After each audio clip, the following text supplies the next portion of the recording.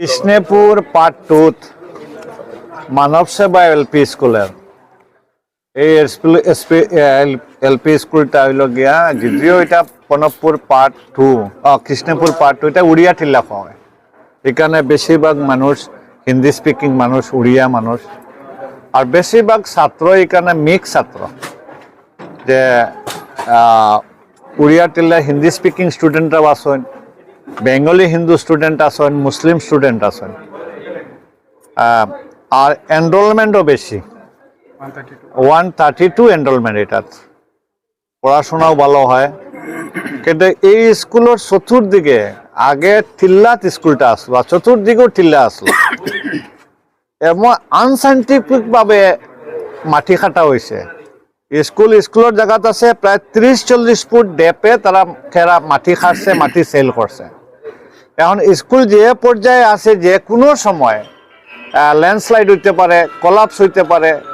আজকে এখানে যদি স্কুলের বাউন্ডারি ওয়াল না, স্কুলের বিল্ডিং টেনে 2-3 ফুট দূর পর্যন্ত 30 ফুটে হাইট, 40 ফুটে হাইটে মাটি কাটা। এর কারণে আজকে অভিভাবকসকলের ডাকে আমরা আইছি, তারা আমার দৃষ্টিগোচর করছে। আমি ডিআই সাহেবরে কইছি, এসএসএর ইঞ্জিনিয়ার সাহেবরে কইছি, সব আইছি, আমরা ডিপার্টমেন্টাল অ্যাকাউন্টেন্ট সব আইছি, সব আইছি।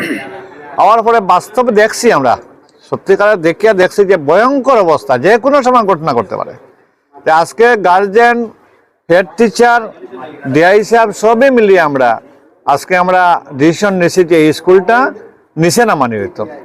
যেখানে 40 ফুট হাইটে আমরা 25 ফুট হাইট নামাইমু, 15 ফুট 10-15 ফুট হাইটে রাখবো আমরা, আর রাখিয়া এখন নতুন স্কুল নির্মাণ হইব।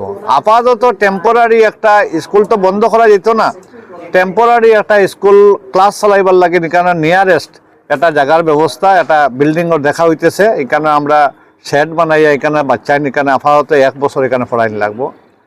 এরপরে হইল গিয়ে আমরা এখানে যারা এই যে জিপির যারা জনপ্রতিনিধি আছেন, গ্রুপ মেম্বার আছেন, পঞ্চায়েত আছেন, এপি আছেন, জেলা পরিষদ আছেন, সবরে অনুরোধ করছি আমরা সবে একসঙ্গে হাত বাড়াই এই মানব সেবা এলপি স্কুলটা পূর্ণাঙ্গ স্কুল করতে গেলে। আগের অত পুরানা স্কুল, অত দিন টেনে 1980 ইংরেজির প্রায় 47-48 বছর হয়ে গেছে স্কুলটার, আর 4 বছর পরে 50 বছর মানে হইব পূর্তি মানে। এই স্কুলটার এই এরিয়ার মোটামুটি একটা লিগেসি, আর এই স্কুলটা ধ্বংস হোক, স্কুলে বাচ্চা মরুক, এটা আমরা কেউ চাই না। এর লাগে সব প্রতিনিধি আমরা হাত বাড়াইছি যে এখানে স্কুলটা সবে মিলিয়া আমরা পূর্ণাঙ্গ স্কুল হোক। আর যেহেতু এখানে আমি এসএসএর ইঞ্জিনিয়ার সাহেবরে কইছি যে আপনি যেহেতু এখানে শহর কেন্দ্রিক এলাকা আর সোনাইর গেটওয়ে, এখানে G+1 ড্রয়িং করুন, যাতে বাচ্চা বেশি আসুন, ছাত্র বেশি আসুন, পরিকাঠামো যখন ভালো থাকবো ছাত্র আরও বাড়বা, আর ছাত্র আরও বাড়বা। এর লাগিন G+1 ড্রয়িং করার লাগিন, এস্টিমেট করার লাগিন আমি অনুরোধ করছি।